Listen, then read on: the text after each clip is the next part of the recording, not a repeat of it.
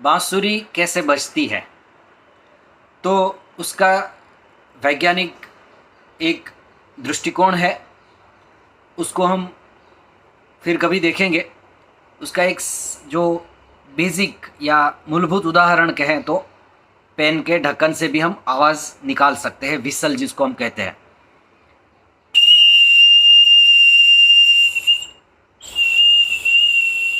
तो किसी भी पेन का ढक्कन लीजिए और उसमें ऐसे हवा, जैसे ये दूसरा थोड़ा बड़ा ढक्कन है,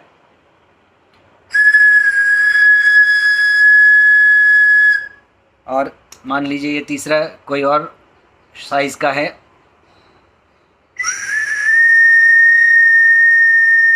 जितना ढक्कन छोटा है उतनी उसकी पिच हाई है। तो अगर आप फ्लूट सीखने की शुरुआत करना चाहते हो तो कोई भी एक बंद ढक्कन लीजिए, उसको ब्लॉक करके ऐसे एडजस्ट करके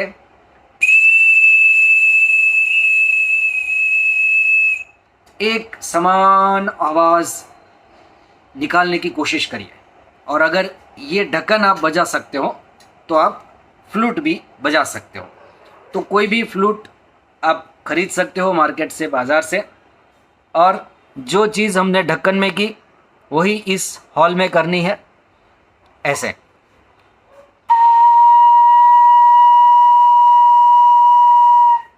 धीरे से, हल्के से, कंटिन्यूअस, एक समान रूप से हमें इसमें हवा का प्रवाह बहाना है।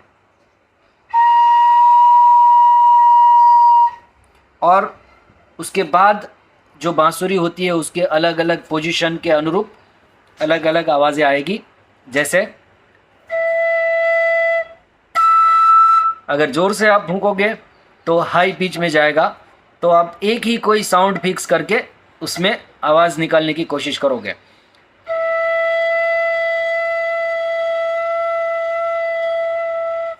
ठीक है, ऐसे अलग अलग पोजीशन रखने पर अलग अलग आवाज़ें आएगी।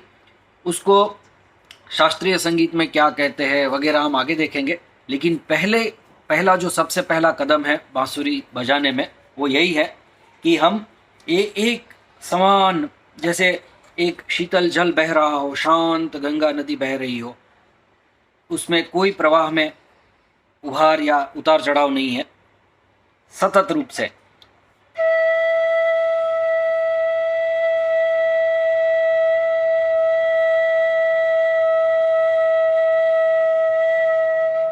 एक गहरी सांस लो और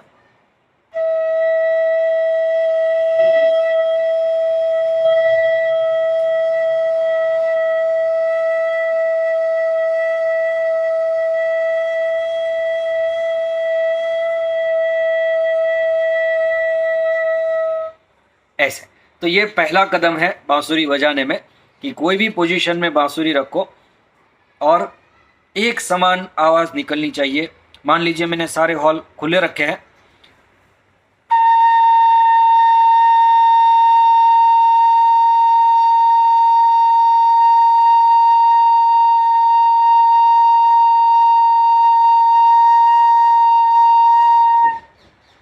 तो यहाँ तक पहुँचने के लिए आपको शुरू करना पड़ेगा किसी भी कैप से, ढक्कन से, और